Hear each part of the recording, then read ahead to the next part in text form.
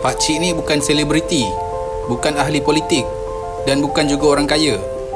Tapi dalam masa beberapa jam, dia jadi viral. Kenapa? Sebab dia marah, kecewa dan akhirnya buang petainya di jalan raya. Muhammad Nur Saad, umur 67 tahun. Motosikal dia bukan sekadar kenderaan, tapi juga kedai bergerak. Petai yang dia jual bukan sekadar hasil jualan, tapi harapan.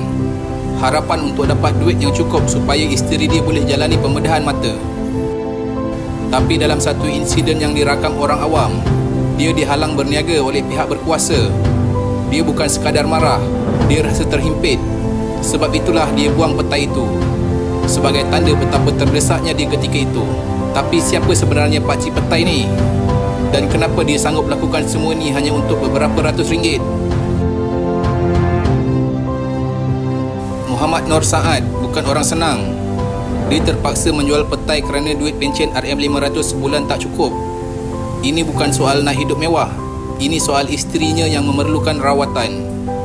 Isteri dia ada masalah selaput mata dan tanpa pembedahan, penglihatannya semakin merosot. Kos rawatan sekitar RM1,500 Malaysia. Bagi orang biasa, mungkin jumlah itu tak besar, tapi bagi dia, itu satu angka yang sangat berat. Jadi dia tak ada pilihan lain.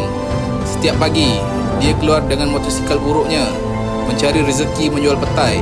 Dia tahu berniaga di jalanan tanpa lesen berisiko, tapi bagi dia, lebih baik cuba daripada tengok isteri dia semakin menderita.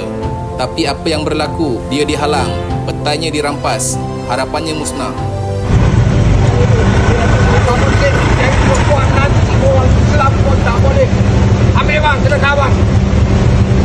Tapi rakyat Malaysia sangat prihatin bila video pakcik Muhammad Nur viral. Ramai influencer dan orang awam datang membantu. Mereka kumpul duit, beri sumbangan dan akhirnya pakcik ni dapat bantuan untuk pembedahan isterinya. Malah Adun Sri Tanjung, Dr. G. Rajasekara sendiri turun padang bantu pakcik ini. Mereka bukan sekadar beri sumbangan, tapi juga uruskan lesen sementara supaya dia boleh berniaga dengan sah. Ini satu contoh bagaimana masyarakat boleh jadi lebih baik dari sistem. Bila sistem gagal bantu, itu yang rakyat pertama yang itulah dia cakap kawasan sini tidak boleh menjual petai. Dia datang dua lelaki, seorang perempuan. Slow pocket, saya duduk dekat atas pemilik store tu. Datang aku cakap, dia nak minta IC. Aku cakap, apa pasal minta IC? Saya jual petai. Tak boleh jual petai macam ni, pakcik pindah lah. Pergilah balik.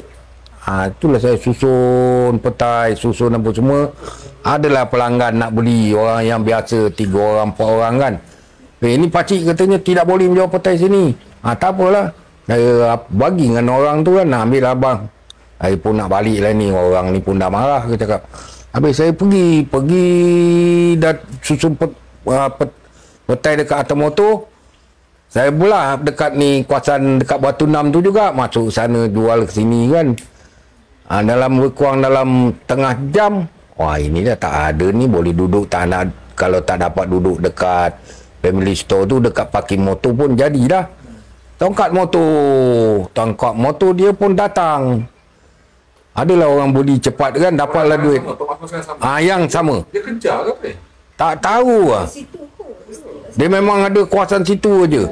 Habis dia cakap, ini pakcik ni katanya, petai ni saya nak sita. Nak buat bahan bukti.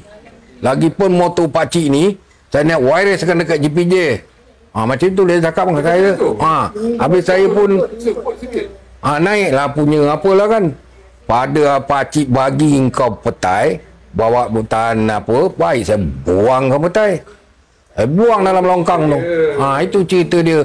Saya tak tahu dia orang nak buat video, nak wireless, tetapi orang macam keadaan tu orang memang semua ada. Pandang, ada yang tolong kutip balik kan, dekat tak pergi tu dia baginya. Dan saya cakap mana ada orang yang saya kena ambil lah cik, ambil. Saya dah habis semua, tak balik lah. Tak tahulah kisah macam ini kan.